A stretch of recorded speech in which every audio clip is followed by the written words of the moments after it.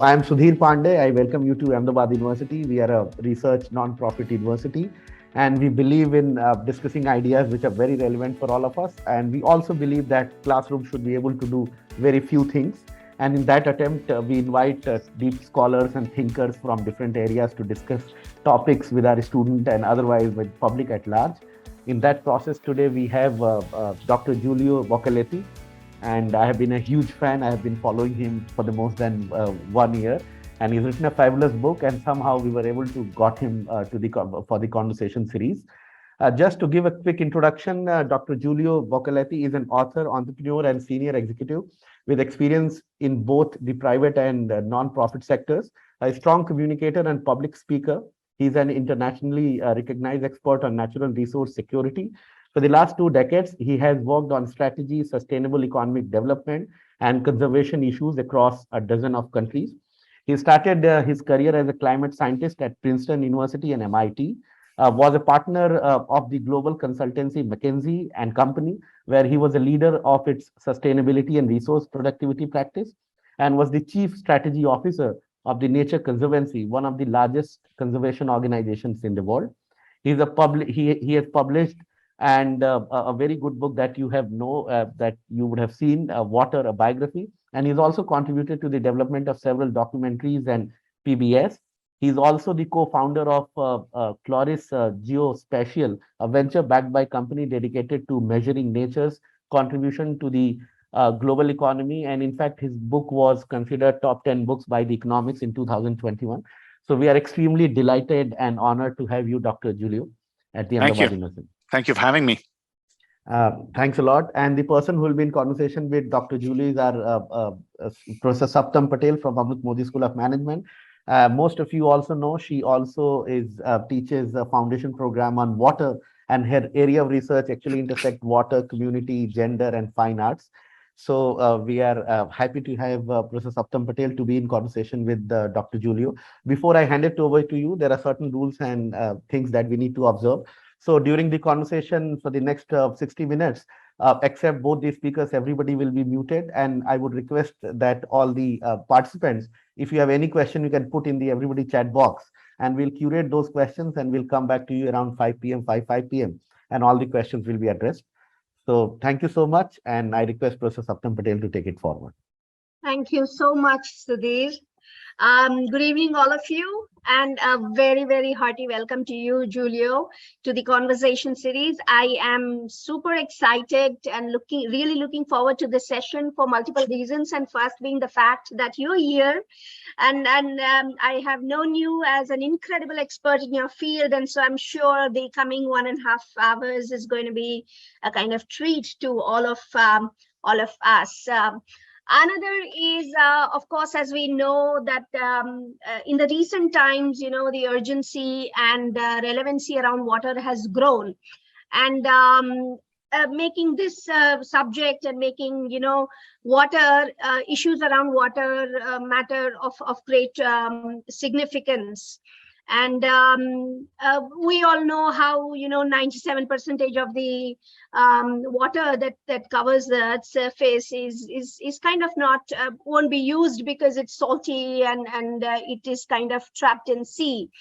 And the remaining 3% also 2.5% is again trapped where we can't get it either as underwater. It's kind of underground water or in glaciers. And so what remains with us, as some of the people say, that if it's a bathtub full of water, it's about 1 teaspoon that we have for our use, fresh water for our use, and that has remained. I read it in your book. For the so many billions of years, this has remained the same. However, we never know what we see in the coming future.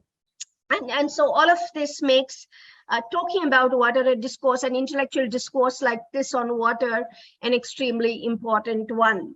But before I kind of, embark on my list of questions, I would like to inform you, Julio, and our audience, how at Ahmedabad University water has always been so close. So all our students entering the Ahmedabad University, they go through a very unique program called Foundation Program. And This program actually offers an interdisciplinary and experiential learning experience, which remains at the heart of Ahmedabad University's educational philosophy. And during the foundation program, the students actually go through project-based learning, and they study 6 different domains of learning. And these domains of learning actually are categorized into 3 areas. 2 are skills like communication and data. 2 are areas of advanced research and innovation that are transforming the world today, that is biology and life and materials. And 2 areas where we do some perspective building for students, that is behavior and constitution and civilization. And being a part of Water Studio since February 2018, this is when we designed Water Studio with the help of some experts, water experts within Ahmedabad University and even outside Ahmedabad University. And teaching Water Studio for like so many years, I have realized that, however hard we try, we will have one particular type of perspective, that is academics perspective. And so if we want our students to understand water from a little broader perspective, we need people who are kind of working on water solutions, studying water from different perspectives like you. And here you are, helping us and a lot of people who have joined this session today. So as I can see in your background, the book, and the title of your book is really fascinating when you say Water, a biography. And more than title, the cover itself is also very, very fascinating. And your book has seen an incredible amount of appreciation from across the globe. And, I have written down some words, and they are very impressive, magisterial, prodigious, brilliant, and enlightening, fascinating, encyclopedic, impressively global in scope, an essential read, and whatnot.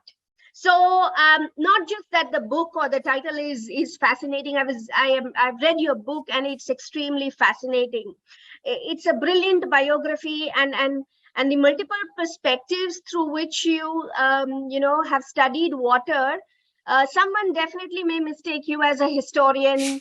Someone may, kind of call you a political scientist, someone an archaeologist and an environmentalist and all that. However, this multidimensional perspective that clearly is evident from the book suggests that you have had, an extensive reading and study about water for years and years and years, because it doesn't come, from an overnight study. But can you please share with us how you were inspired to write about water, not just from your area of discipline, but from so many different perspectives? I'm sure it was not easy, but and I think water is something, because we're doing this foundation program in studio, water is something that cannot be studied as a standalone, area or an element. It is inextricably connected with so many things which is there in your book. So tell us, how did you build this? And I won't call it, historical. I would definitely call it a political interdisciplinary narrative. Well, yes. So thank you. First of all, thank you to obviously Ahmedabad University for inviting me, and to you, Saptam, and to Sudhir for both your kind words and for inviting me and wanting to spend some time with me. I really appreciate it. And particularly, I think the context that you just set up and the program and the studio that you're running suggests that this is the right forum to have this conversation, because you ask why I wrote this and why is it called a biography, and kind of how did the idea come from. And as you note, I started life as a climate scientist, and then I, at some point about 10 years after I entered academia, I decided, as many young academics sometimes do, that I wanted to encounter the real world. And so I left academia, and I started working first at McKinsey and where, and then at the Nature Conservancy. So for about 15, almost 20 years, I worked in the so-called real world. And going into this experience, I thought, well, water is simply the expression of the climate system on the planet. Water is the agent of the climate system. It's the way in which the climate system expresses itself. When I first started working, in the early 2000s on these issues, climate change wasn't a particularly fashionable topic.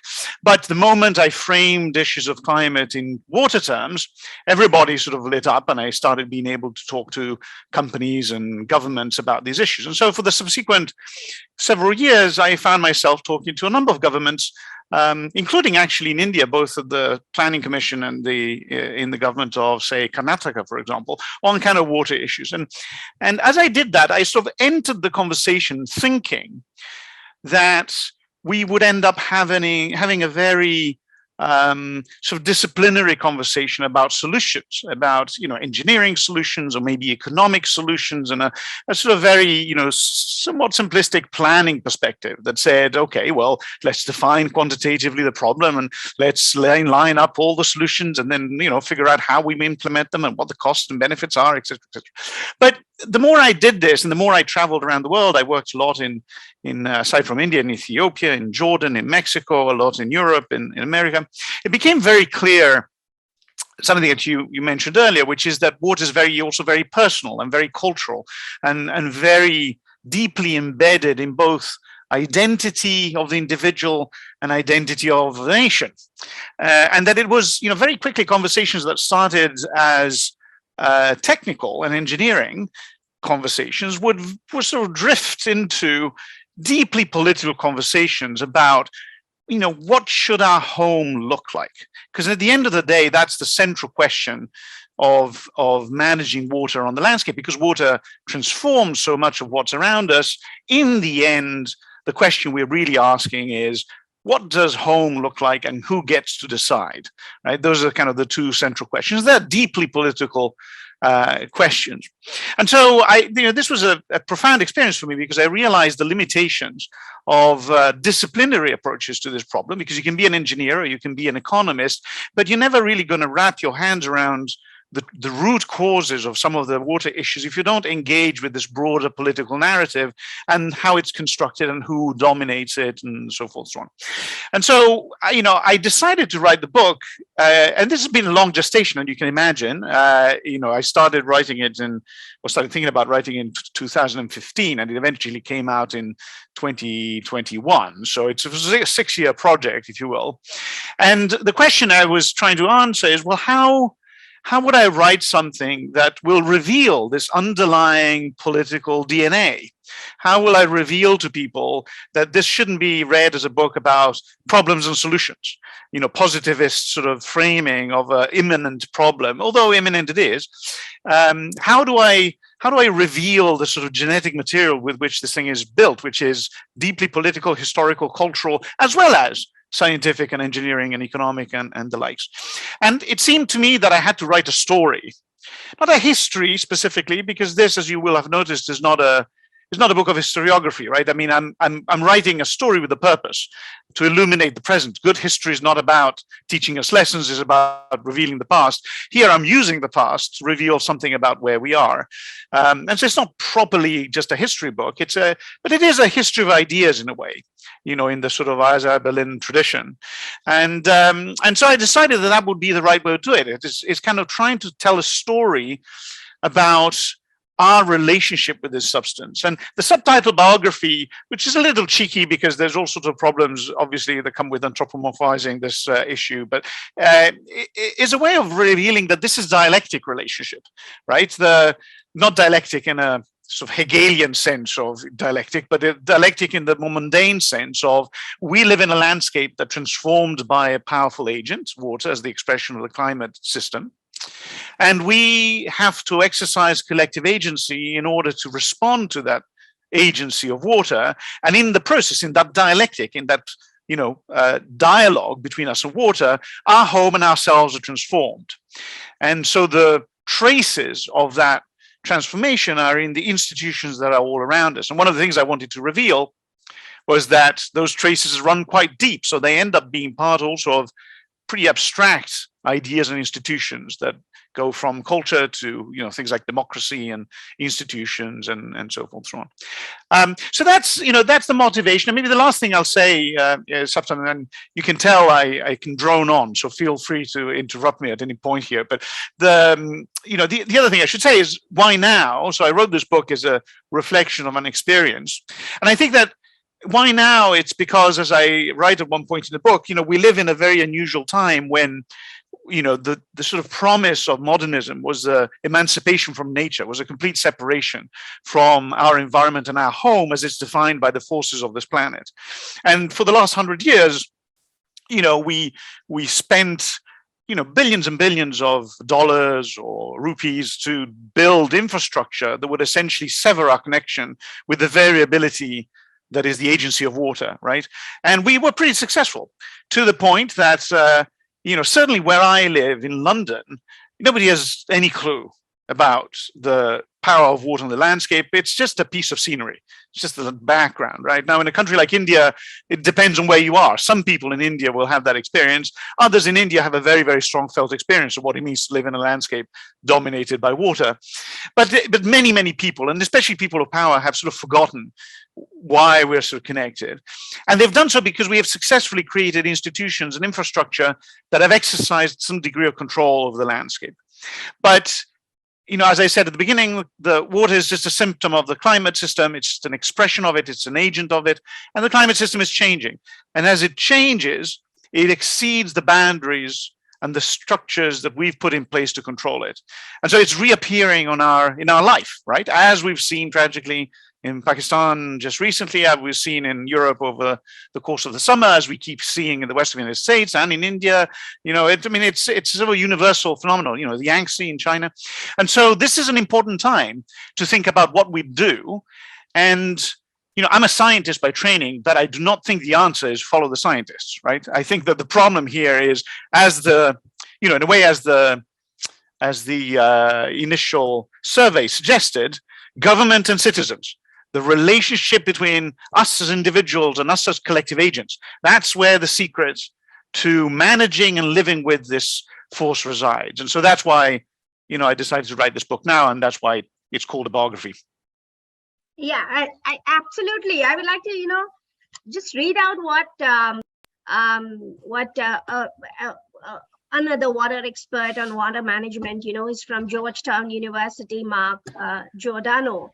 And he actually said that, almost always the drinking water problem has nothing to do with physical water scarcity.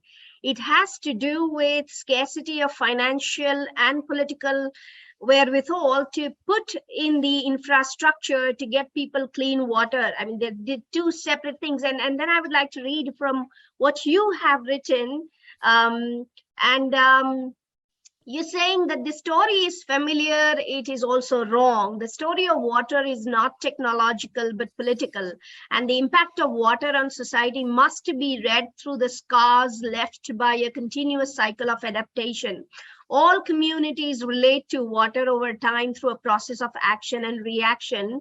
A levee might kind of protect people settled behind it. A dam might store water for those times when none comes from the sky.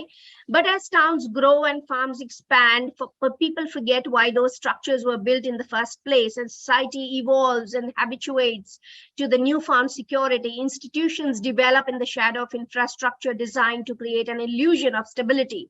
And then one day, unexpectedly, the levee kind of fails, or the reservoir behind the dam goes dry. Loss follows, sometimes catastrophically, and people are forced to reconsider their environment, which no longer the inert scenery is no longer an inert scenery to their life, and they learn, rebuild, expand, reaching a new level of security. Their institutions adjust, habit changes, and the cycle repeats. So. Yeah. It's very much what you're saying is that we may kind of, sometimes remain in an illusion, that it's all technological and it has to do with one discipline. However, it's very much political, and it kind of, has to do with the will.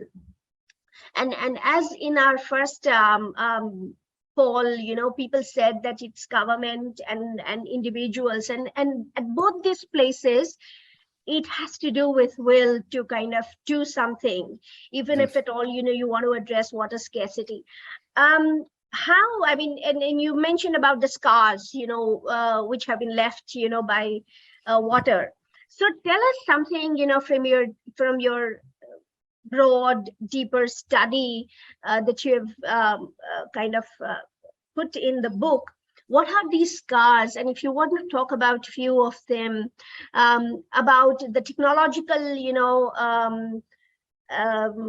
let's say innovations, probably, in the beginning of the 20th century to now. I mean, if you want to kind of share with us some of the stories and the scars by water. Yeah.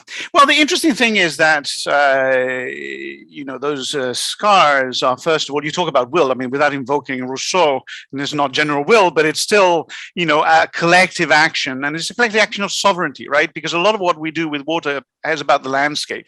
And it's about modifying and transforming the landscape around us. And so, interestingly, these scars last a long, long time. And so, even before you get to the technology of the 20th century, you have the cultural scars of this relationship. We the human species, Homo sapiens, has been on the planet as the dominant hominid for maybe 300,000 years, so 2 ice age cycles. And for most of that time, as far as we can tell, we were mostly nomadic and mostly hunter-gatherers. And then after the last glaciation about 20,000 years ago, as the ice was sort of melting away and transforming the landscape around us, we became sedentary, right, about 10,000 years ago. Well, not all of us, and one shouldn't overstate the case. I mean, people will remember the Mongols and the Huns, and all these people were nomads for a long time, and we had nomadic and stateless societies all the way up to the 19th century. So you don't want to sort of overstate the point, but nevertheless, a large number of people became sedentary, and ultimately sedentary societies overpopulated everybody else.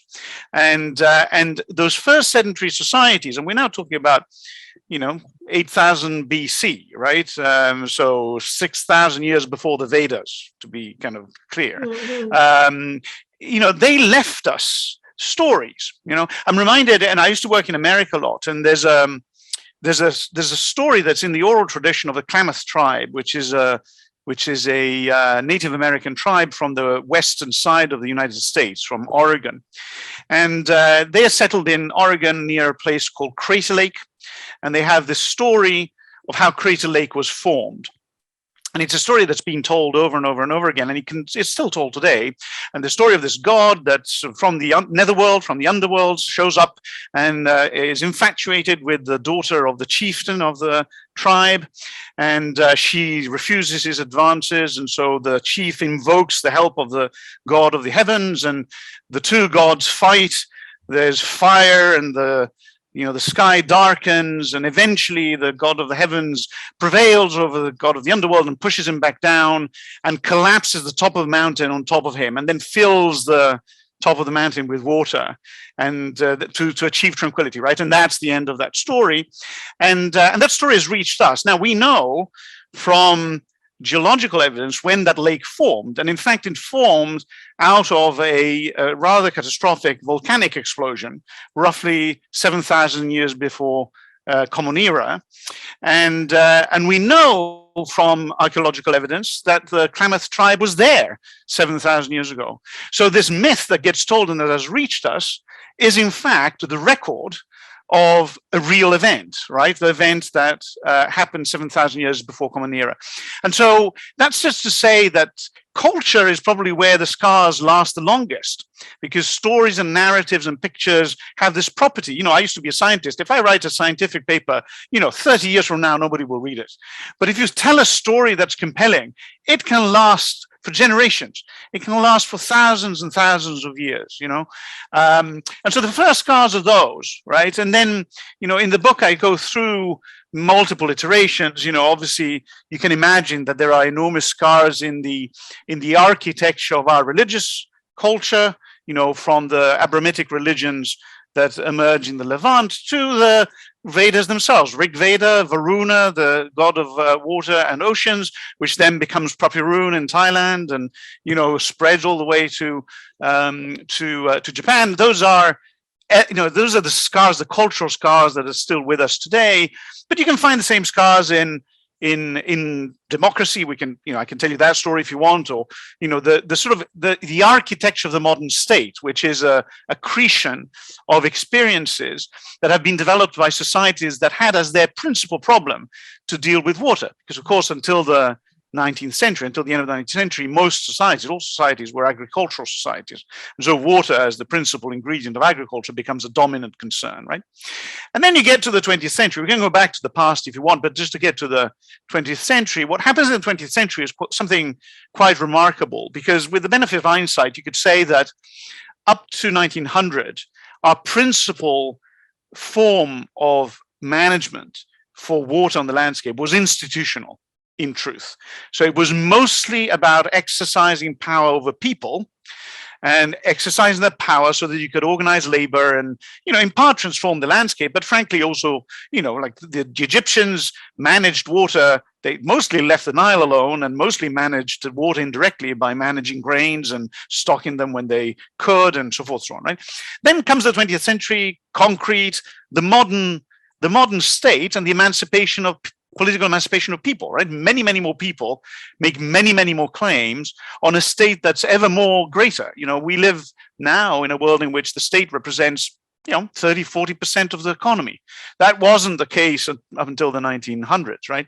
And so what happens is that we suddenly in the 20th century start pouring concrete and cement all over the place.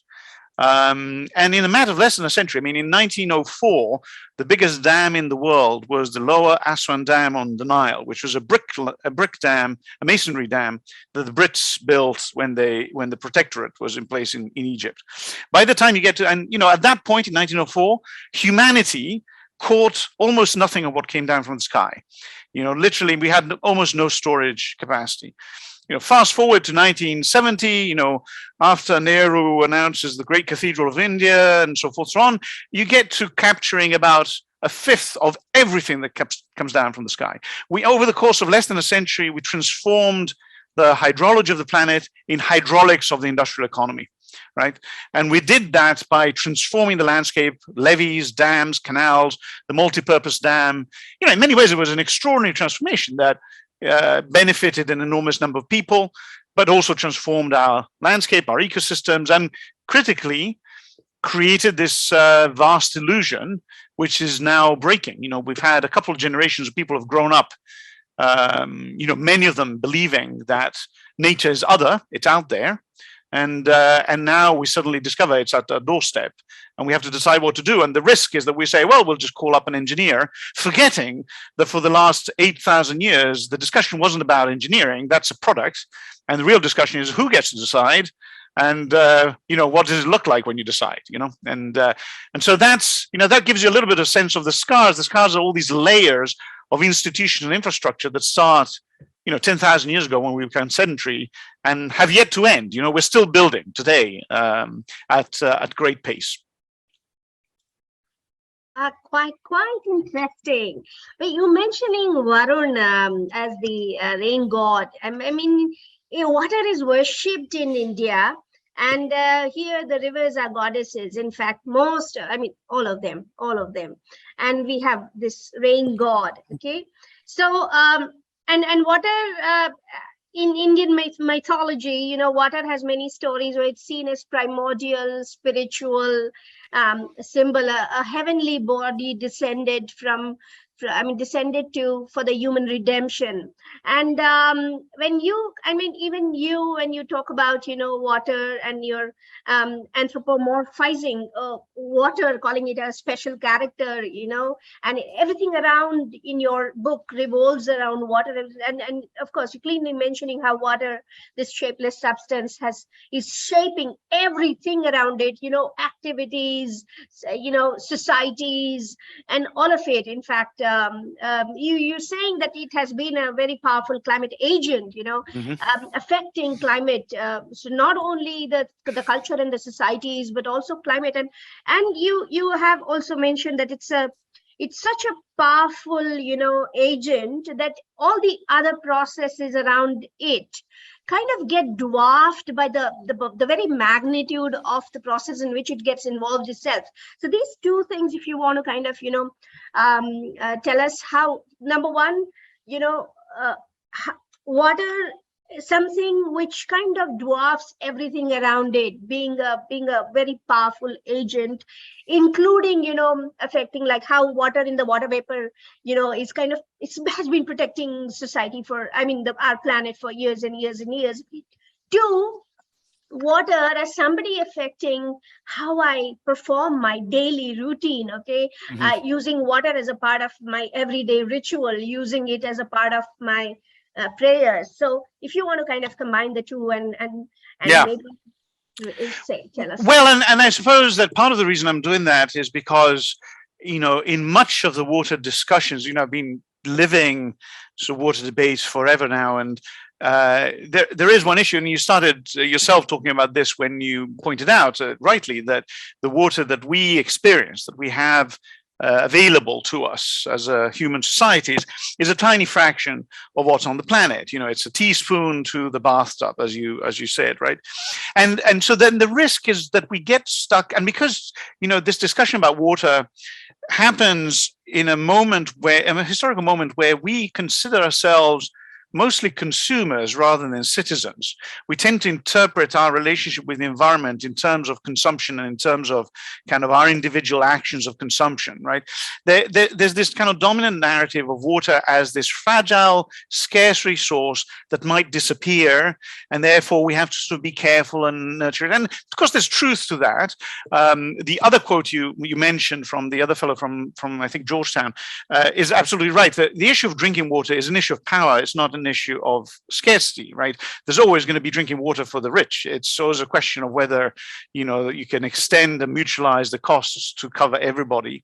But that's not the real crux of the relationship with water. The relationship with water is our relationship with water on the landscape, agriculture and managing floods and kind of the big water, if you will. And there, this metaphor of the kind of fragile, scarce substance fails us, because in fact, water on the landscape is responsible for incredible power. And now in India, it's easier to understand because your climate is dominated by the monsoon, which is a very sort of physical representation of that power. The monsoon is a tropical cyclone, effectively. It's the equivalent of the Hadley cell. It's a massive convective system that operates as a thermal engine, right? So it's fueled by convection and by the evaporation of water brought in from the Arab Sea and from the Indian Ocean. And that water evaporates up into the atmosphere, goes over India, which is hot, and then it rises and precipitates out, and in doing so releases enormous amounts of energy. So it's a heat engine, right, that's powered by the heat of the surface. If you were to calculate how much energy is involved in maintaining the monsoon over the course of its summer life cycle, the first monsoon, you would discover that that single phenomenon is 10 times the world economy, right? So all the energy that we use to power industries, to heat our homes, to travel the world, to all the coal we burn, all the oil we burn, all the wind we harness, all the hydropower we harness, all of that stuff, everything is a tenth of what a single monsoon does, right?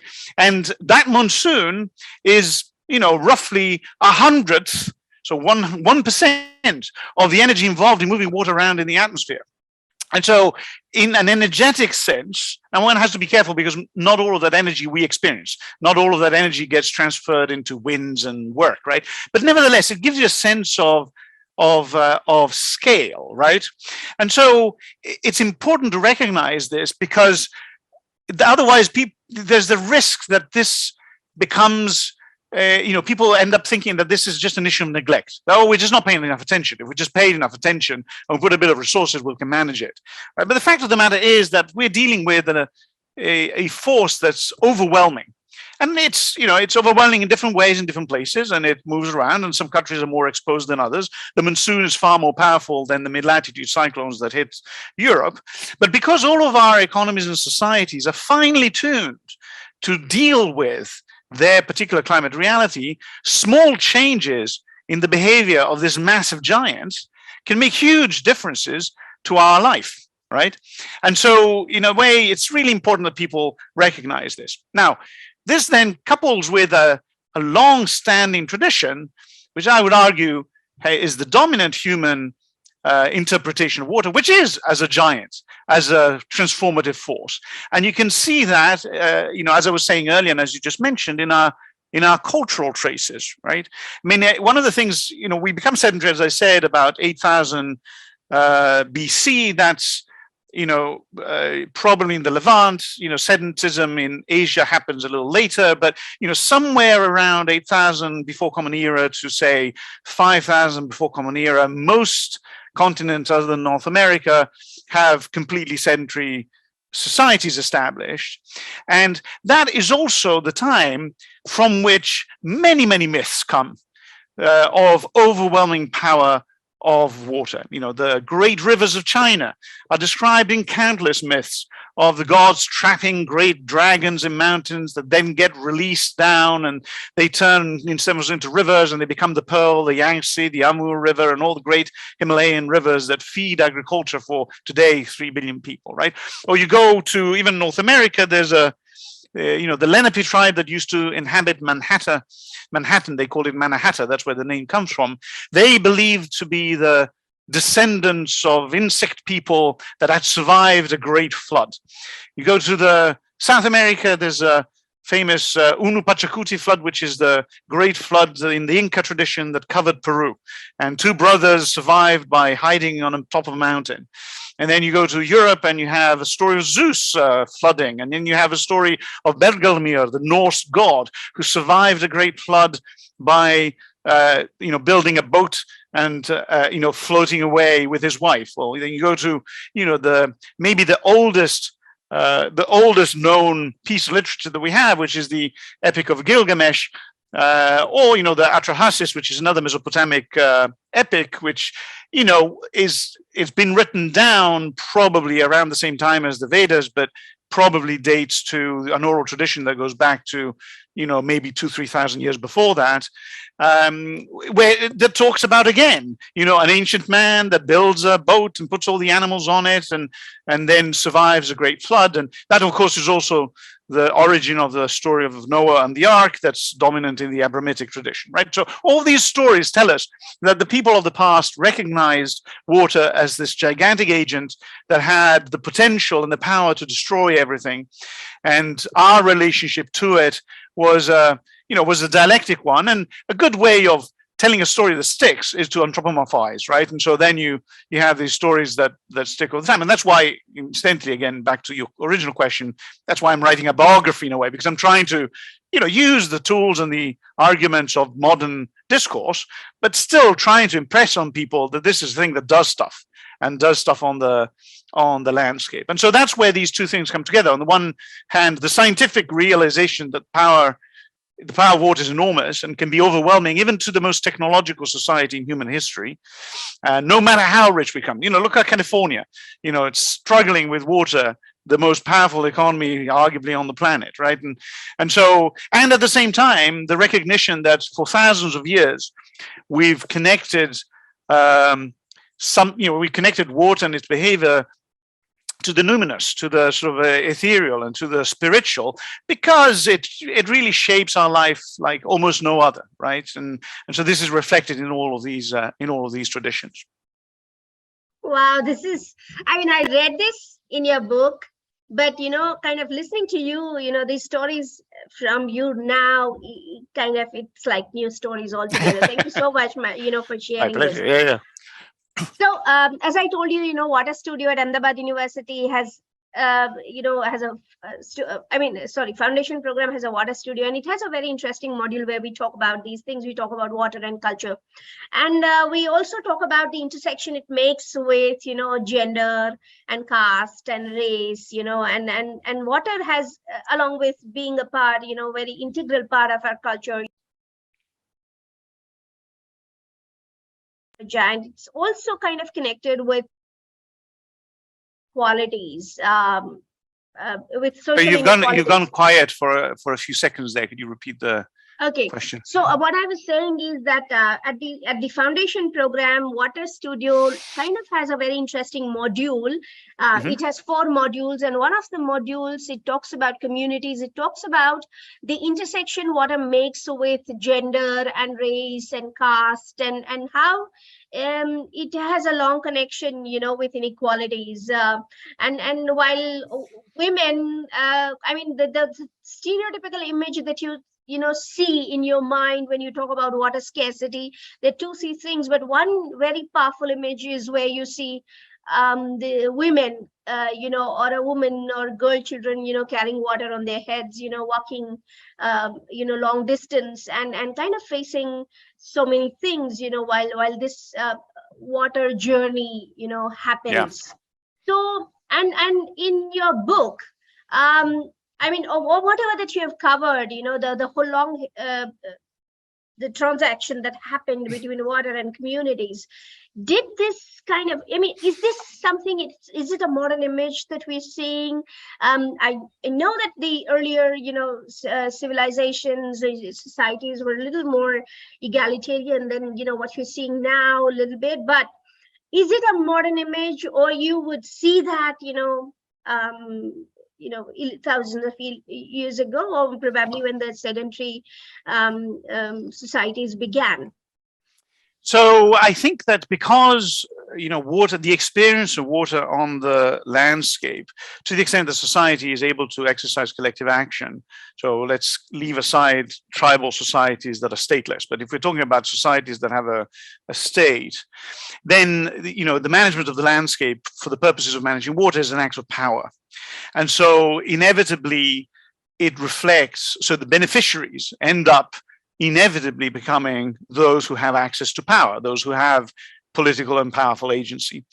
In Rome, as an example, I'm Italian in origin, Rome never really invested enormous amounts of resources in large-scale water infrastructure, which is a so odd thing to say. People know one thing about the Romans is the aqueducts, from the Monty Python sketch, if not from the history books. But the fact of the matter is those aqueducts were mostly patronage, private patronage. They weren't an expression of state power. The way in which Rome managed its water issues, mostly agricultural water issues, how do we ensure that we have production of food, was through commerce and through building institutions that could trade grains continuously, so that if the crops failed somewhere because it didn't rain, you could get them somewhere else. And then the experience of water was entirely, using class for Rome is a little complicated, but the society was stratified. And so you could essentially tell how rich a person was by simply how far up a hill they would build their house so that they wouldn't be exposed to continuous flooding.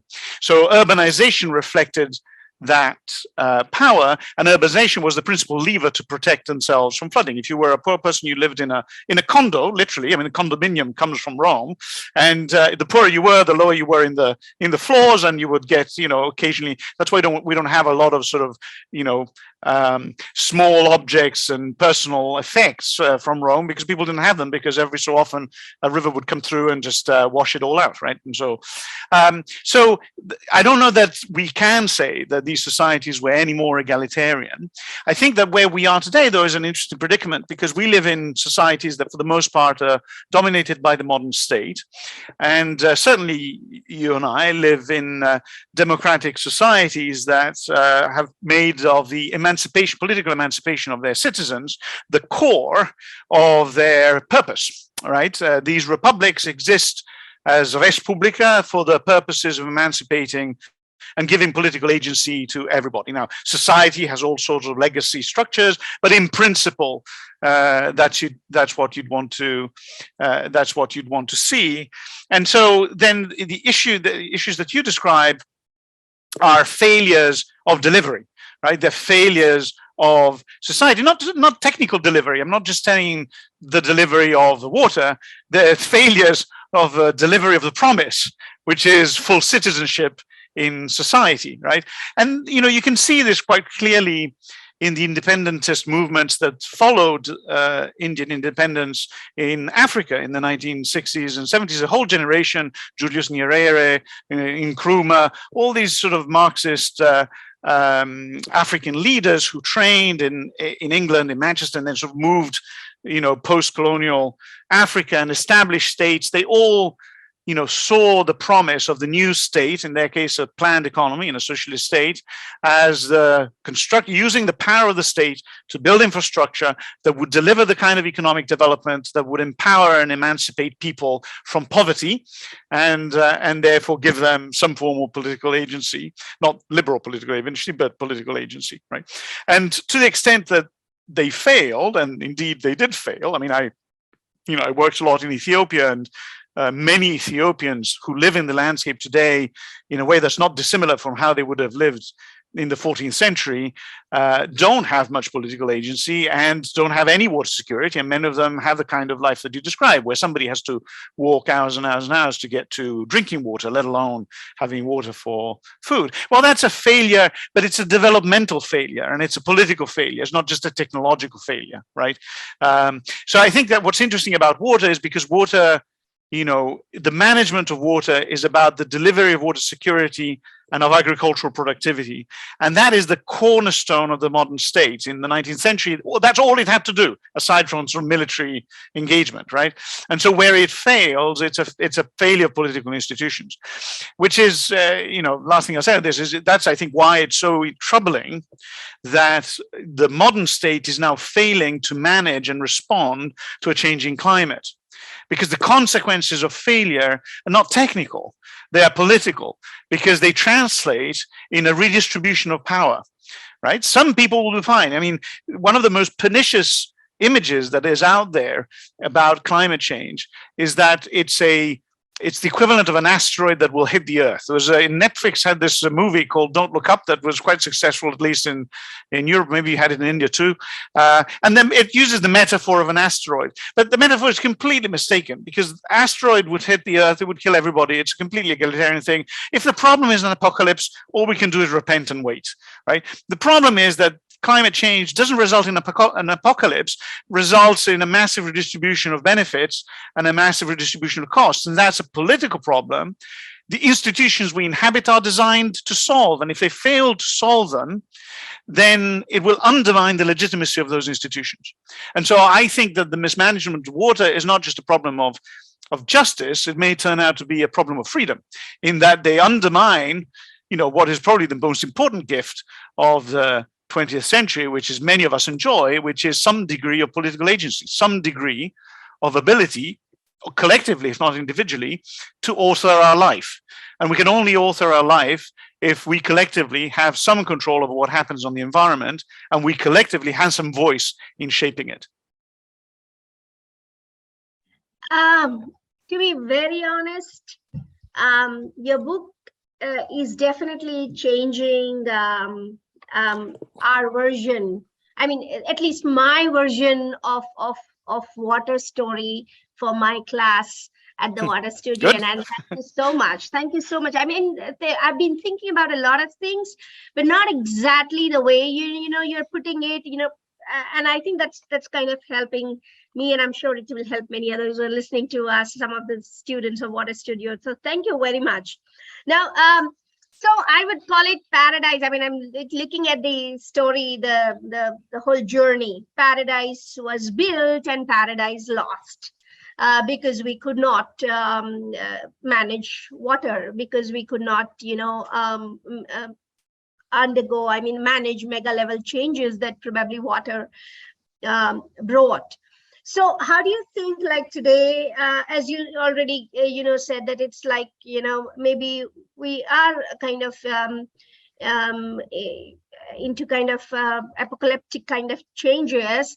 But how are we doing, in these times of water scarcity? I mean, do you think our paradise is already lost and probably we don't have time? In the movie, they had time and they could change things. But how are we doing? What do you think? You've seen the journey. You're kind of covering from the time whatever, existed on the planet till today. So yeah. How are we doing? What do you say? I mean, we had one of the poll questions, how concerned you are, and some of them, one person said not at all concerned. Some of them said, yes, very much concerned.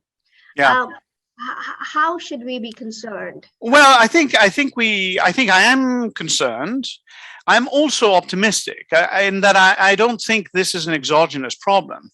I don't think that this is something that's happening to us. I think this is something we're doing to ourselves.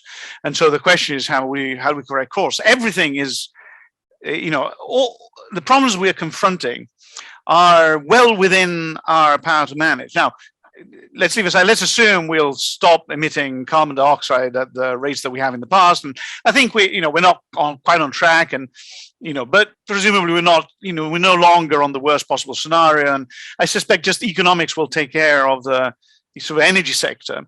But we are committed to some amount of change. I mean, we are going to exceed. This is my own personal opinion. We are going to exceed 1.5 degrees. We're probably going to land somewhere between 2 and 2.5 degrees. We know that that's not. That's not, some people would say that's not catastrophic, but of course it depends. Catastrophe is a personal experience. It depends on where you live and who you are. Plenty of people today have catastrophic experiences of climate, even without worrying about the 2 degrees increase. I mean, think of the 20 million people that are essentially starved right now in the Horn of Africa because of three successive crises, droughts. Mostly La Nina induced, they're incredibly vulnerable. So the experience of catastrophe is not a function of the changing climate alone. It's a function of our vulnerability. And vulnerability is the result of the investments and the choices that we make. You can drive a car and you might have an accident, but if you have a big car with an airbag and a seat belt, and you have a seat for your child, and you drive cautiously, maybe the impact won't be so bad. So I think that sometimes we look at the finger, not the moon. It's yes, the climate is changing, but that's not the asteroids inevitably hitting the Earth. Whether that becomes a catastrophic experience depends entirely on us, And so I'm worried because we're not interpreting this problem this way. We're sort of mostly having conversations about science. And I'm a scientist, right? So I think it's interesting. I mean, the science is actually not that interesting because everything we need to know, we knew when I started studying climate in the 90s. So from a climate change perspective, there's nothing we've learned. It's like there's nothing more to know. It's there's some uncertainty, but we know it's changing, and the only question is what we do about it. But I'm concerned that we seem to be debating a lot either whether to believe the science or whether somebody come up with some engineering plan to solve it. Right. And the problem is that there's no solution that's independent of the people implementing it. The solution is not an abstract notion that some scientist in some country can come up with the whole world, because it has to be legitimate to stick. Right. That's just a utopian dream. It's sort of like an H.G. Wells type dream that's just not going to happen. World government. We don't have it. So there's no point in describing a plan for a world government that doesn't exist. The question is, how do you get individual sovereign nations, which is the way in which we currently are organized? You could debate whether that's a good thing, but that's the reality, where the individual sovereign nations are in a position to actually manage the problem. And that means allocating power and resources to places, giving agency to people, and exercising collective action. Now, you mentioned Paradise Lost, right? Echoing Milton. Now, Milton writes Paradise Lost whilst England is in the Commonwealth, right? The great Republican experiment that didn't continue. Life would have been very different for all of us if it had, but it didn't, right? But at the time, there were these questions, that had emerged out of the Renaissance of what does self-government actually look like? Right? What does a modern republic look like? All of our countries, I'm from Italy, you're from India, they're both republics. 3/4 of the countries of the world call themselves republics, although many of them maybe don't exercise that notion fully. And Milton, like us, was asking this question of what is the right balance between individual liberty and collective responsibility. That's the crux of the question. In a world that at the time when he was writing that had abandoned any notion on universal power, right? The emperor was gone, the pope was gone. Then they came back with the British Empire, of course, but that was temporary.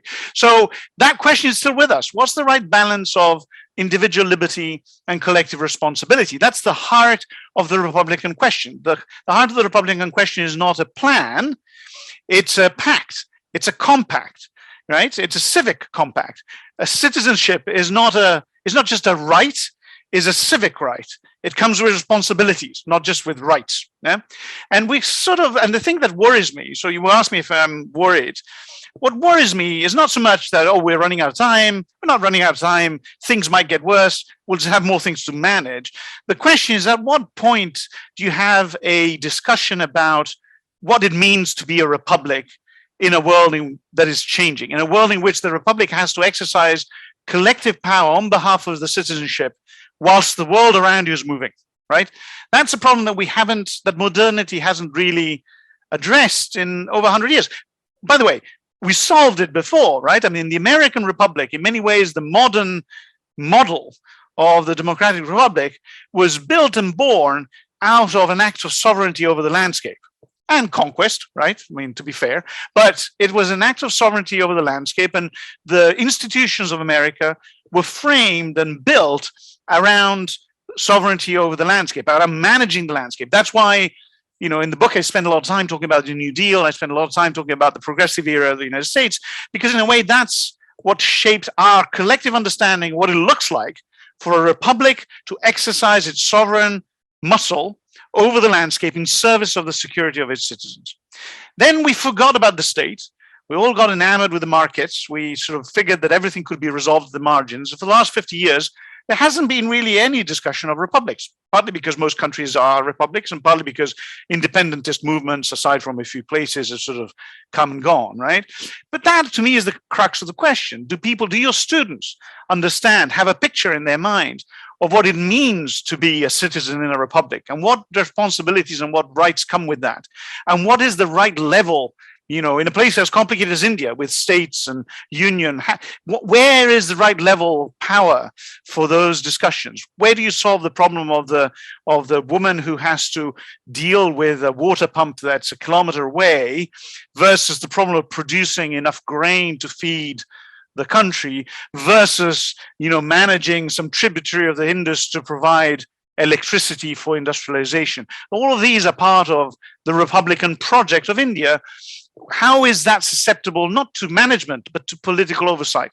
And what are the words that we use for that?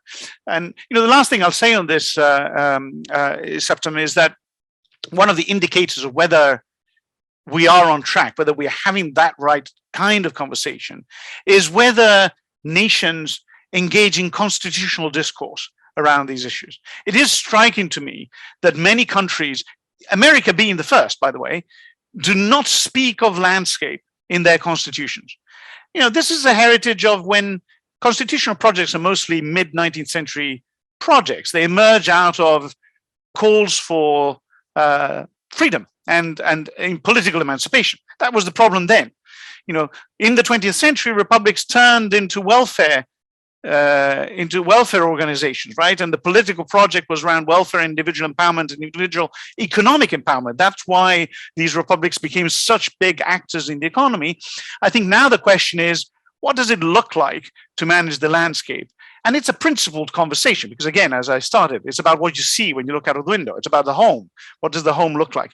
And it's very hard to have a compact if you don't have a conversation about principles, about what do we all agree are the principles by which we would decide what our home should look like. If we accept that you can't decide independently of me because we have to manage the landscape together to manage water. So to me, one of these questions, am I worried or not? I mean, the more I see political parties that are literate on these fundamental questions of principle, when I see activists who do not only argue for justice, but also for constitutionalism and for the structure of the state, when I see people who don't just say follow the science, but actually engage, you know, in what Anna Arendt used to talk about when she talked about the human condition, you know, like authoring your life through the political processes, that's when I think we can start being optimistic. If we get distracted and think that this is just about implementing some plan that somebody cooked up, then we're not going to get there because there's not enough power behind those plans to actually make them work. I'm so glad I asked you this question, and I actually, think that it's not just. I mean, of course, we invited water studio students. We could have invited all the foundation program studio students because we're dealing with these things. We're discussing these things as a part of our classroom discourse, in our democracy and justice, in our neighborhoods, in our climate, environment, and climate change studios. So I think it's thank you so very much for kind of giving it a new perspective and broadening it.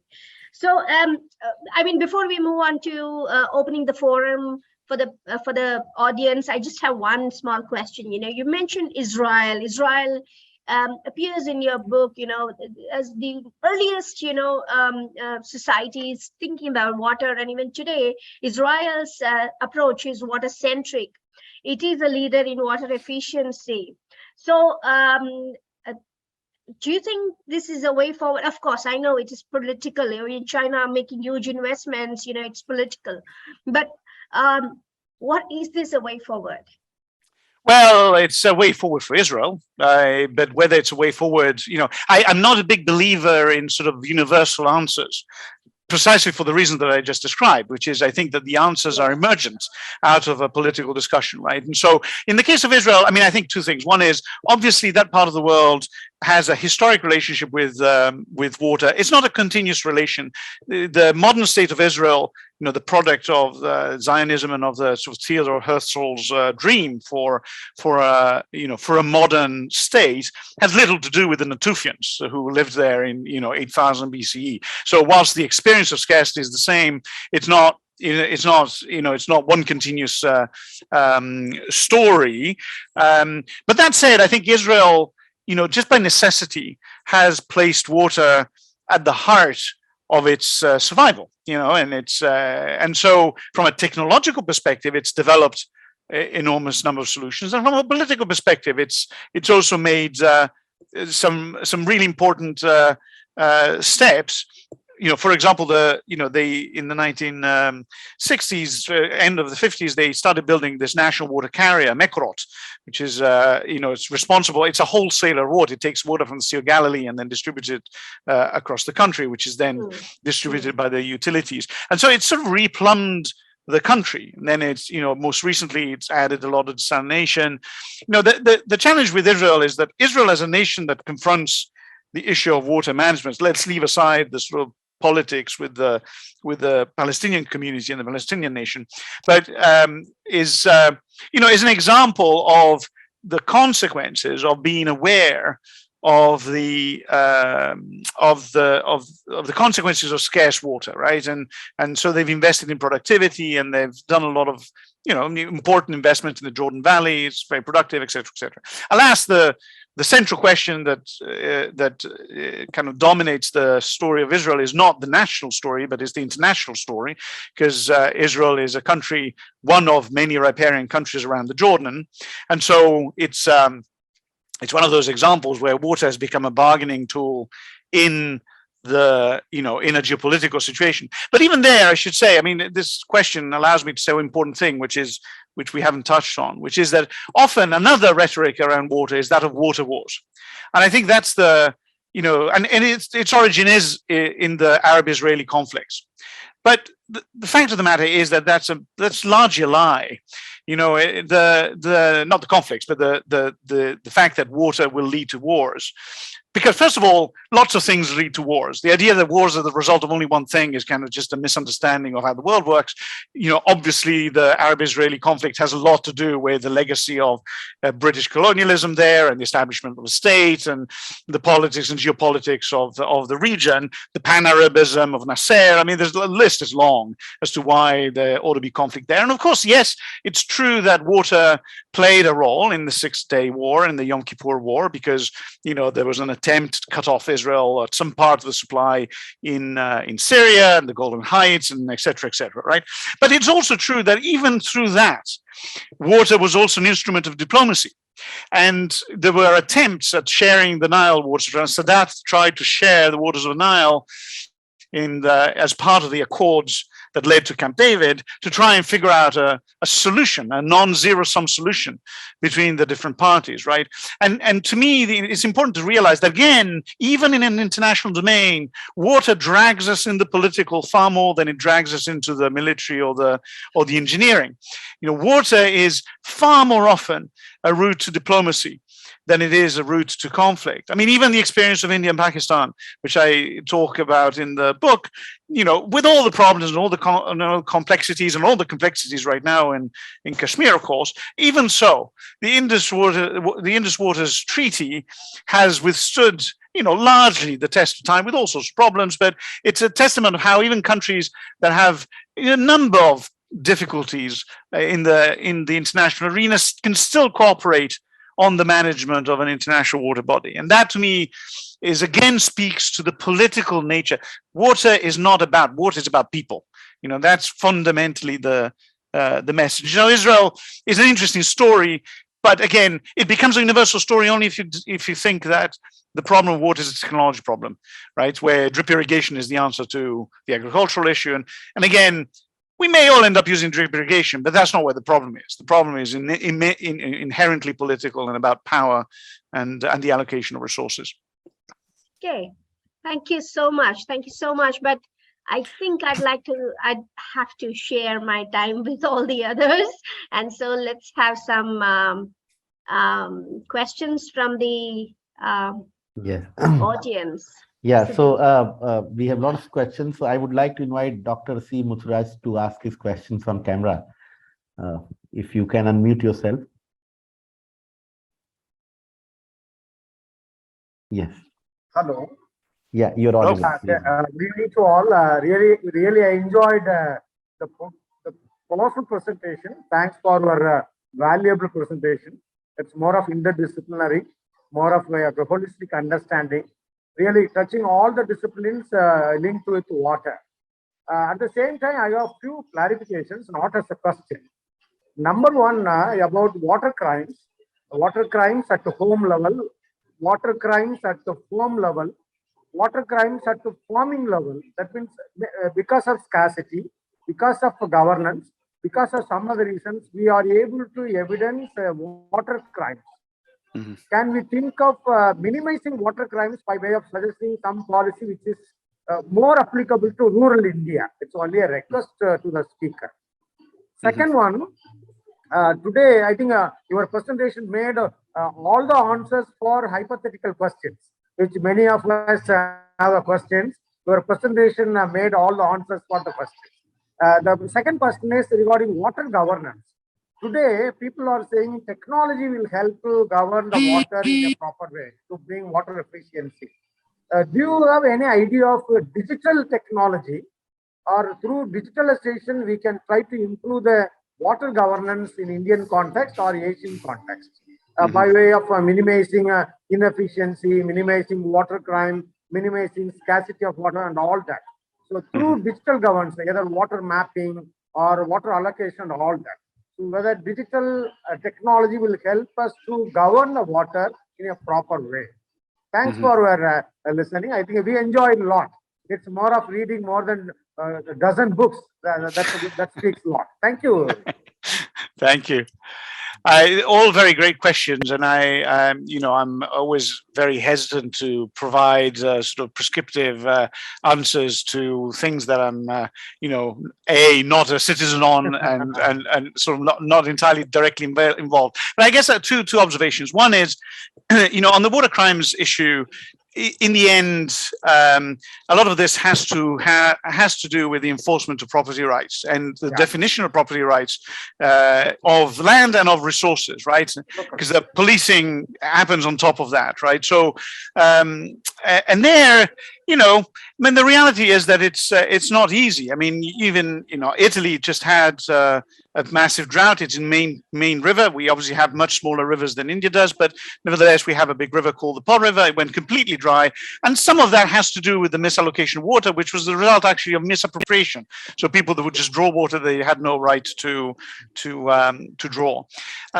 Now, you would imagine that perfect transparency would lead you to a greater ability to police, and technology might indeed play a role in that. But as you know, greater transparency also creates greater power. And so then the question becomes whether you have enough oversight over the application of technology that those who don't have power don't get, don't suffer additional costs in the process. So I think that you focus on governance. And I think that's the key architecture that needs to be getting right? So it's how do you govern the water and how do you govern the instruments that allow you to know what's going on in the water system? Once you have that, then you don't necessarily need enormously sophisticated technology to solve the problem. For example, there's a very famous, you'll have heard of Elinor Ostrom, the famous economist, Nobel Prize winner, who developed the theory of the commons.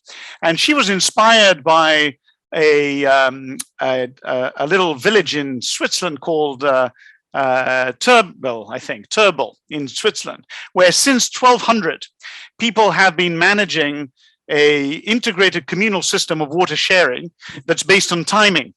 And nobody manages the system, nobody's planned it, but everybody in the system knows that at some point during the day when the sun hits a particular peak, they have right to water, so they move a little piece of wood from one canal to another, they let the water through and the water comes to their little patch of land.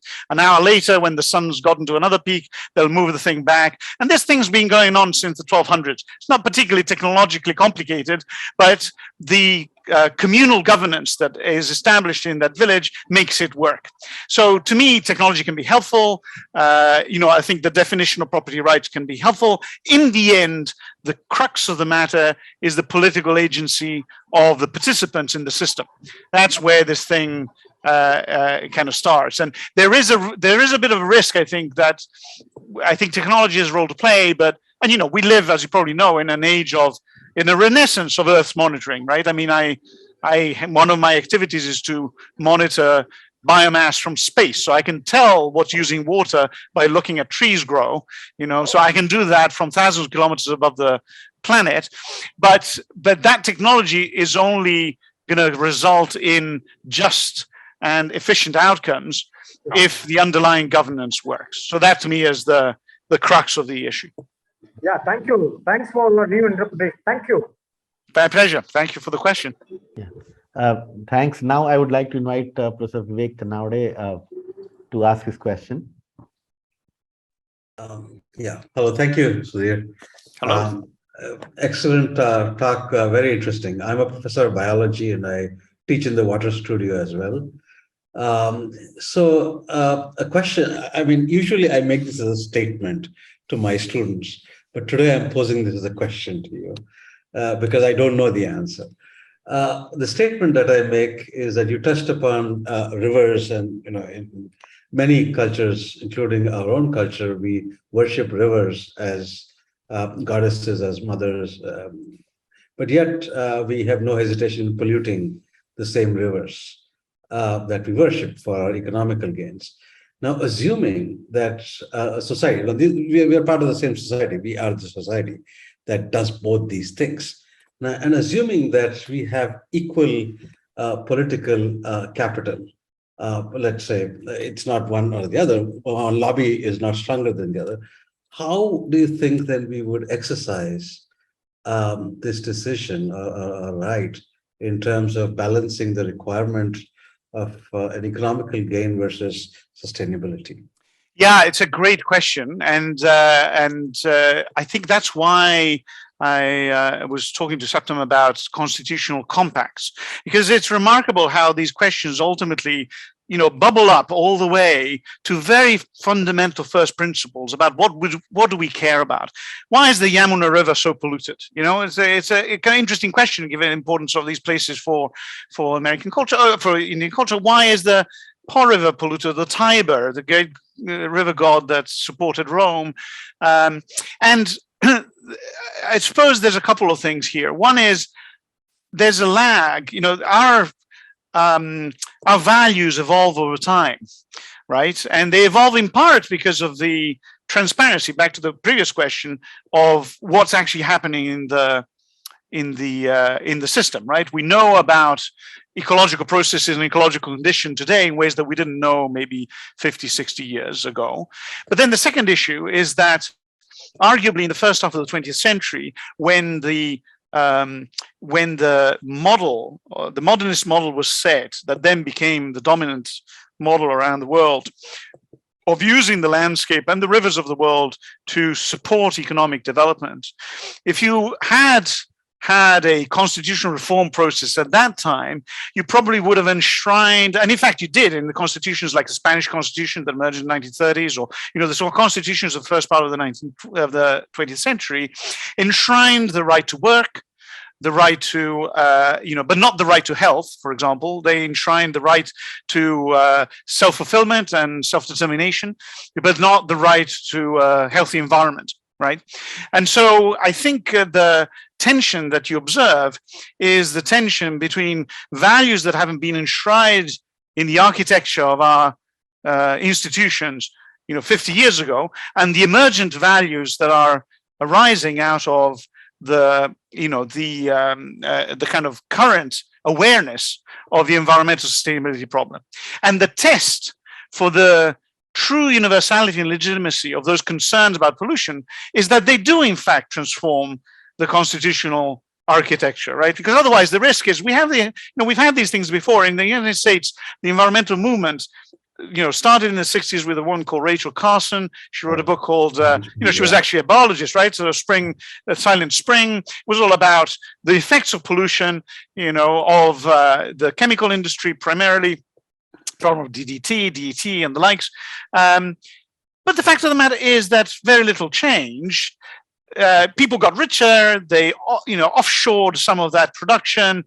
Some wealthy people started worrying about this, and some legislative change happened. So out of that, in the Nixon administration, so we're now in the 70s, America passed the Clean Air and Clean Water Acts, which were the legislative instruments that prevented some of that pollution from happening, and some of these rivers got cleaned up. I would note, by the way, that the most recent conservative administrations in the US have started dismantling some of that legislative infrastructure, partly because it never made it up to a constitutional discussion, right? The environmental movement never succeeded in lifting the debate out of immediate politics into a civic conversation about what we ought to be doing.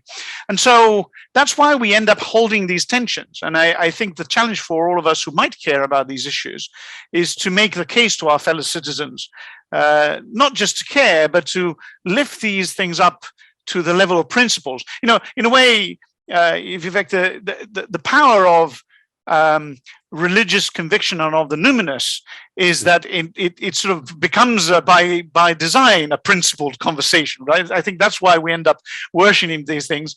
But we all live in republics, and so to translate those into civic behavior, we have to somehow turn these things into constitutional discussions.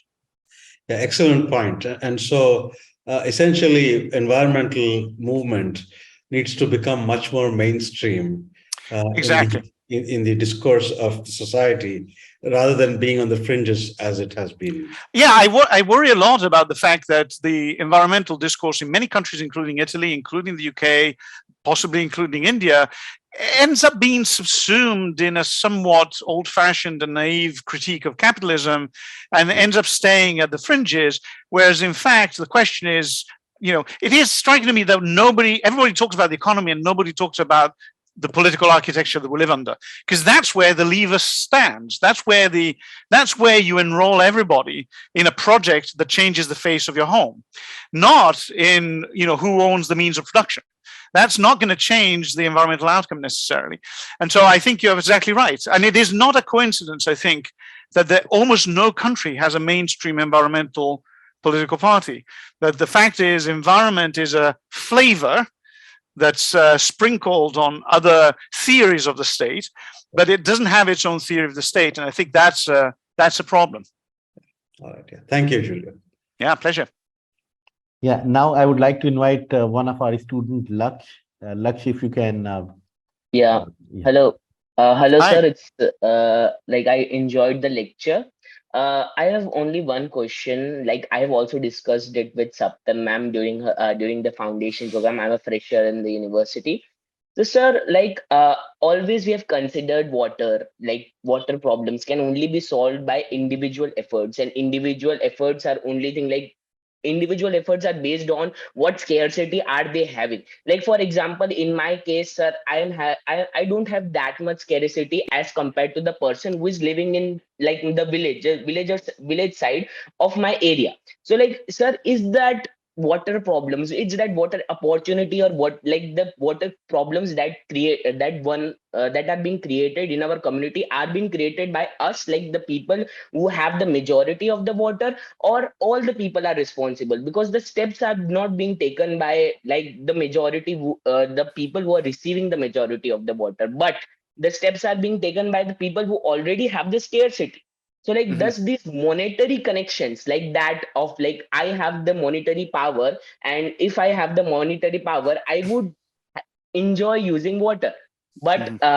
but the person who does not have that monetary power will won't be able to enjoy the water benefits. So sir, does this problem arises because of that monetary power or something else? Because we blame politics.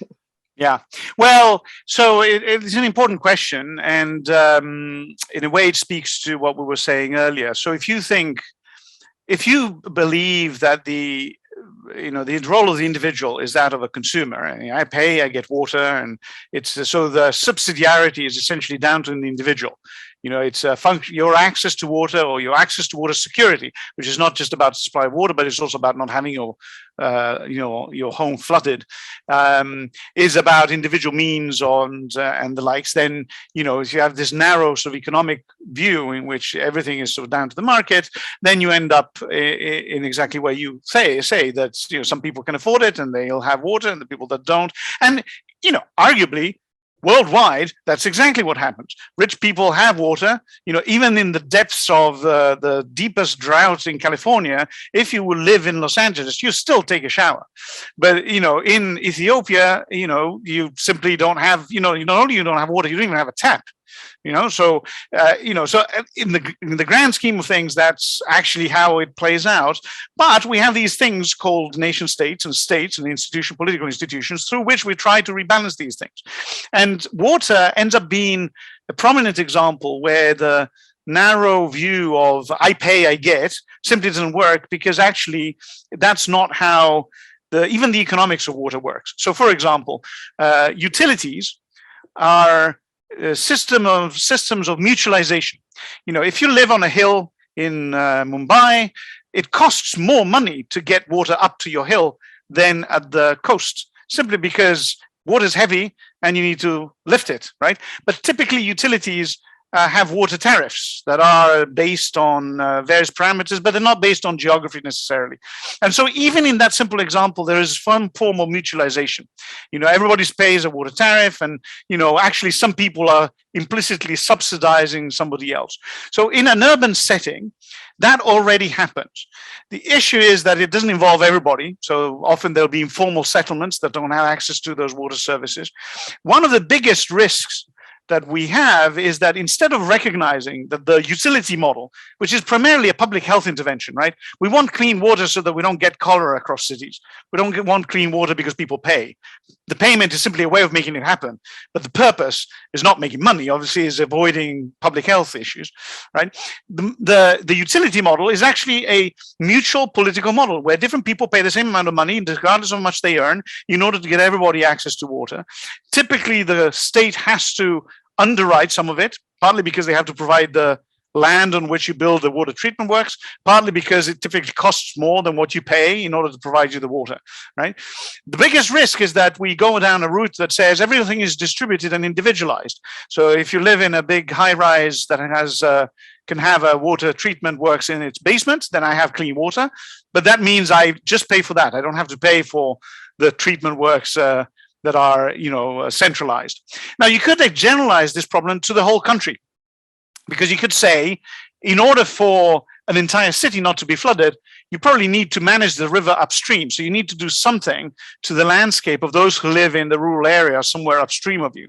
And so you need some of the how to mutualize that problem, right? The people downstream have to pay something for the people upstream to actually modify their landscape so that there's a levee or something that contains the water that would actually come downstream. And you build it up, and soon enough you'll realize that this is just general taxation. That the role of the state is actually to pool resources in order to spend money into managing the landscape. And so to me, water is a perfect example of why we can't actually manage it the way you were describing. You can't actually deal with it simply by having those who can pay for it and get it, and those who can't don't get it. And the reason is that I'll say this last thing, Lakshya, which is that, it would be easy to fall into that trap if the only problem in water we faced was supply of water to drink. Because that's not a lot of water, first of all, right? I mean, actually drinking water is a tiny problem in the water space. It's most of the water we need for agriculture, not for drinking. And in truth, Dubai exists. If you have enough money, you can create water out of literally thin air, right? And so in that sense, fine. But the problem is water security is not just about drinking water. It's also about having enough food. And it's also about avoiding floods. Water, remember when we started, water is this massive giant that operates at scales that transcend the individual. The size of the monsoon is not the size of an individual. No individual can manage the water comes down from the monsoon. If you want to manage the monsoon, you have to catch that water somewhere. And if you have to catch that water somewhere, it means that you have to use somebody's land to catch it, right? And so suddenly you're in a political debate in which you at least have two parties, if not more, that have to somehow negotiate. And this is true over and over again for all of the water phenomena that we deal with. And so just for the nature of the problem that we have, which is not just water supply at home, it's the management of the delivery of water security. Now, just for that reason, it is essentially unsolvable if you don't have a way of mutualizing it. And the modern state is the way in which we've decided to mutualize these kind of problems. It's a bit like policing, right? I mean, yeah, there are countries where people have hired their own police, but those are countries you probably don't want to live in. You know what I mean? Like, I think that a successful state is a state that can extend security to its citizens. That's the fundamental function of the modern state. And it so happens that part of that security is water security. And so the answer has to be political, and no amount of money is going to solve any individual's water security problem, because you can't buy it. It's it's an act of sovereignty that transcends economic power, Yeah. Thanks a lot, Lakshya, for asking this. Our time was till 5:30 and we are up. If you would like to take a couple of more questions, otherwise. Yeah, we can do a couple of questions. Okay. So now I would like to invite Professor Supratim Das Gupta. He has a similar question. I think partly you've answered, but if you would like to add something. Professor Supratim, if you can unmute yourself. Yes, hello. So it was a very engrossing conversation. So I actually had. So I'm a professor of economics. I was trying to make an assignment, but I was so engrossed in the conversation. It was like a blockbuster, like a film that you just cannot leave. I mean, every word was so engrossing because you gave such an interdisciplinary picture. So the question I had was kind of connected to the previous question, was about water wastage. So, that you have said that taxation. So my question actually was, how do you sociologically and from a historical perspective defend or not defend a water tax? I'm not talking from an economics perspective. So what is a citizen's right or what is a citizen's attitude to a water tax? That was one question. And the question which is kind of, connected to it, related to it, is that based on your answer is in India, we don't have a water tax. We don't have an equal water tax, and we actually have free municipal supply of water through certain faucets in the city I come from, which is Kolkata. So we have free municipal taps where a lot of socio-economically poor people get their water from, and you see enormous amount of wastage of that, enormous amount. So when the water comes, when there's high tide, there is a lot of water, but that is just not stored. That is for ablution, and that's just wasted. So how do you kind of reconcile these two issues? Yeah. Well, you say it's not just from an economic perspective, but let's just talk about the economic perspective for a second before we sort of generalize it. Because water is, of course, incredibly complicated and fascinating in all sorts of complicated ways, right? So it's a private goods, and it can be sort of competable and all that stuff, but it's also public good, it's also common good. So there are all these attributes that make it difficult to regulate and assign property rights and sort of manage in traditional economic forms. And so you end up having always these blends of instruments. Because, for example, let me take the example of New York City as a counterpoint to your example, right? So New York City is the system, equivalent system, the municipal system of New York City is owned by the municipality. So it's entirely publicly owned. And you do pay a tariff, but the tariff is not volumetric. It's essentially a tax, right? So it's not related to, and you could say, well, that leads to enormous inefficiency, which is sort of true in the sense that, you know, the marginal productivity of water is irrelevant to the choices that people make in using it. But it doesn't matter, because the thing is that water is collected in the Catskills, which is about 200 kilometers out of New York, in these vast forested watersheds. And it's then drawn down by gravity to New York City, through these large aqueducts that were built in the 1920s. And then the head of water, the pressure, is sufficiently high that you don't even need to add energy to pump it all the way up to the 6th floor. Only when you get to the 6th floor that you have to actually pump it. And furthermore, the water is quite clean. So it turns out that because it's sourced so far from the city, and because the area is forested, the quality of the water is very high. And so it only goes through what's called tertiary treatment, meaning you disinfect it just to ensure that there's no bacteria. But you don't have to go through primary and secondary treatment. So you have to go through a vast water treatment plant, which typically has some operating costs. Now, all of that infrastructure costs a lot of money to build. So the total cost of the water is high, but the marginal cost of water is zero, because once you've built it, it costs nothing to deliver it, right? And so the total cost was built through general taxation by the municipality of New York. And New York is a rich city, raises a lot of taxes and has a lot of businesses, and then just pays for this water. In fact, New York City bought the land around these reservoirs just to make sure that nobody would build anything on it, right? And that raises a whole other set of distributional issues with the folks that live in the rural area, who live there and, you know, can't even build an airport because, you know, New York City doesn't want anything to fall into its water. But then once that's built, which is it's sort of average infrastructure, an infrastructure problem, then the delivery is highly inefficient, but it doesn't matter, because actually there's no, you waste water, but water just goes back into the aquifer, so you may say that you're marginally wasting the capital, but, that's sort of sunk cost, and it was done by the public sector. And in any case, interestingly, as you probably well know, public institutions don't project finance anything. They all budget finance things. So once you've built it, you go to the next year's budget and you're done. It's in the past. There's no shadow balance sheet for public institutions, which is one of the great sort of, mysteries of economic management, I think. So now back to your question, there is this tension, but I think we always have to remember that efficiency is never really the objective of water management. Productivity is, and it should be productivity writ large. And so I would put into that the good functioning of the economic and social system. So even if you have, poor people who have access to water, they don't pay a tax, they waste water as a result, although arguably they probably waste less than other businesses do, if the end result is a population that can go to work and go to school because they don't have to worry about where the water is going to come from, it's likely that the integrated result, if you were to do a secondary effects analysis of what the full impact of that, even if there is an efficiency in the use, in the exchange, it's probably quite an efficient use of public resources. And so to me, one of the issues here is that, again, the framing of water as energy is often mistaken, because most of the value of energy is in the electron or in the molecule of oil.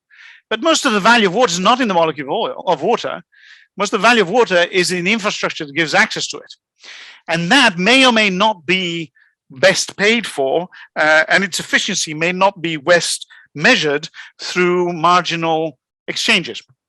And so, so putting that lens of efficiency to those taxations and payments is sort of it's, in a way, it's a red herring. Now, there's a completely different question if you're talking about, use of agricultural water vast amounts of public infrastructure being used, let's say in the western United States. Water costs a lot to actually get it to the farm, and then the farm grows alfalfa, which is a incredibly valueless commodity whose value wouldn't cover the costs, the public cost of the delivery. So you're actually destroying value in the process, right? So that's completely economically inefficient use of water. It's justified on political grounds. Having farmers sit there and happy is a politically valuable thing to have, but it's economically completely inefficient. So I'm not answering your question, I realize that, but I suppose that in the case of water, I think efficiency is a tricky analysis because of all these different attributes. And actually the really interesting question is, if you place the ring, the economic sort of fence way wider around water, and you include a bunch of secondary effects, even localized, then the calculus of what's productive changes quite dramatically. And the role of taxation in that, is one of the various items that gets used to pay for the thing, but actually you'll discover most of the payment is the public purse, in the act of building the infrastructure. I'll say one last thing, and then I'll shut up and on this. But one of the interesting things about this discussion that we're just having is that the economics profession writ large, and not talking about you, I don't know your work, but it's interesting that you read the top 3 or 4 economics journals in the profession never talk about land or water. And in fact, Oxford Policy Review, Economic Policy Review, put out a special issue on the future of the economy, and land wasn't even mentioned, let alone water. There is a journal called Land Economics, by the way. There is.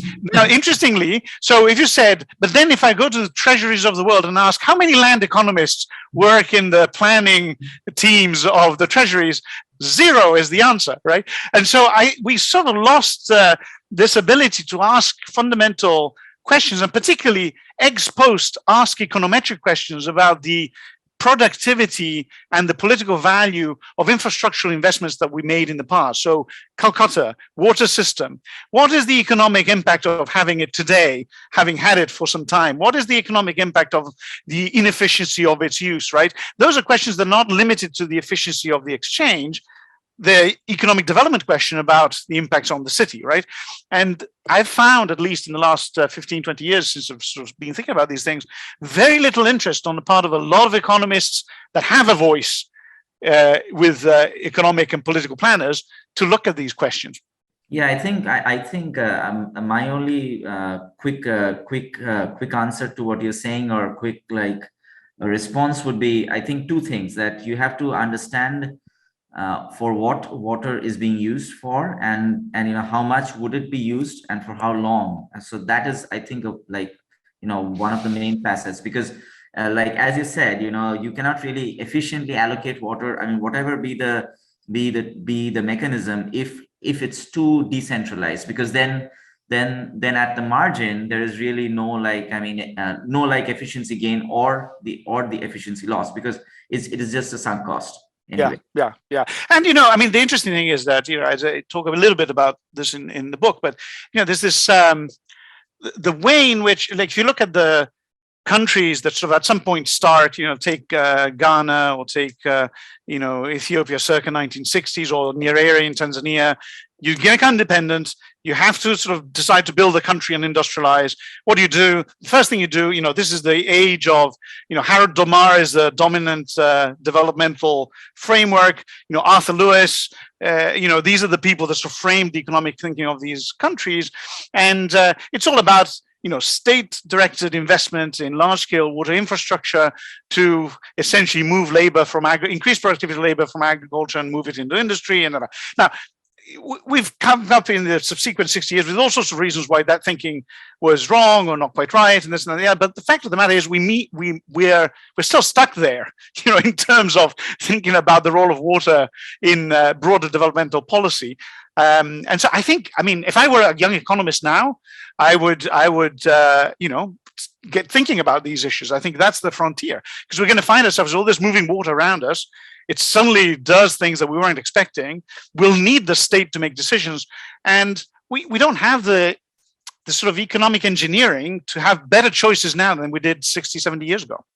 Thanks. Thank you. Thank you. Yeah, I would like to invite Shruti, one of our students, to ask a quick question because our time is up. Shruti, if you can quickly. Yes. Happy evening, sir. Thank you so much for shifting our perspective to a broader level on how we perceive water and the issues around it. I'm really curious to know your approach that you used while researching for your book. I was like Marx, sitting in the British Library, poring over volumes and volumes and volumes. Is the sort of closest image I can give you. It's interesting. I mean, seriously, when you're trying to write a book that's issue-led rather than discipline-led, suddenly you find yourself having to draw on all sorts of disciplines. As you can probably tell, I'm a voracious reader, and I'm a big fan of ideas, right? And ideas live in all sorts of disciplines and cross-contaminate. One of the reasons I left academia some 20 years ago was because modern academia, unlike what you guys are trying to do with your studios, allows the disciplinary boundaries of the profession to stifle the imagination. And I think that the problems that we face today are, not just the interdisciplinary sounds very sort of fashionable, but there's something profound about the fact that we have to start with the problems we're trying to solve, not with the knowledge we've accumulated.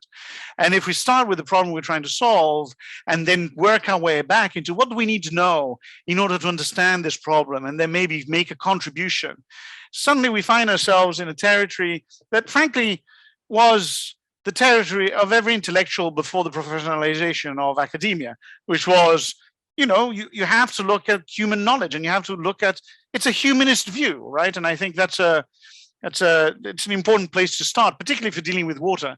And so my approach was very curiosity driven, and then once I decided that the best framing to reveal this genetic material, this kind of institutional and infrastructural scars in the landscape and in our cultures that have shaped our relationship with water for 10,000 years. And once I decided to anchor everything on a chronology, which is how you kind of can try and make sense of all of this material, then it was a matter of working my way through a bit like a detective and trying to find the strands of this story through the material. It's shining a light on a story that's there. You just have to extract it from the different pieces. And I suppose the last thing I'll say in this is, in the process, I've really come to appreciate the power and the importance of a broad education. I was blessed. Italy still has, when I studied as a student, when I was your age in Italy and I did my degree in Italy, it was still the case that you could be a physicist like myself, but also appreciate, Latin comedy. That's important. I think there's a value to that. And particularly for the big problems that we have ahead of us, I think we cannot avoid embracing the whole of human potential in order to solve them. Thank you, sir. Thank you so much. Thank you so much. Pleasure. Now I would like to invite Professor Saptam Patel for closing remarks. Okay, thank you so much, Julio. Thank you so much for being here, for agreeing to be a part of this conversation series and talking about your book and water. The session was riveting, extremely enriching, and I'm sure it has, the way you talk about water shaping the societies, it has shaped the perspective on water for many of us, and of course it's going to help us in whatever that we do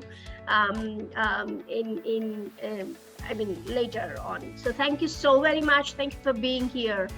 Thank you for having me. It was a great pleasure to have this conversation. Yeah. Thank you so much for giving extra time. You're so generous. So Yes. My sorry pleasure. to bother you beyond 5:30. No worries. Thanks a lot, and you're sharing your ideas which actually match with what we do. So we're very happy that we are doing something in the right direction. Yeah, thanks a lot. And Thank you. Thank you so Thank much. you everyone for joining us Bye. today on Saturday afternoon, and see you soon.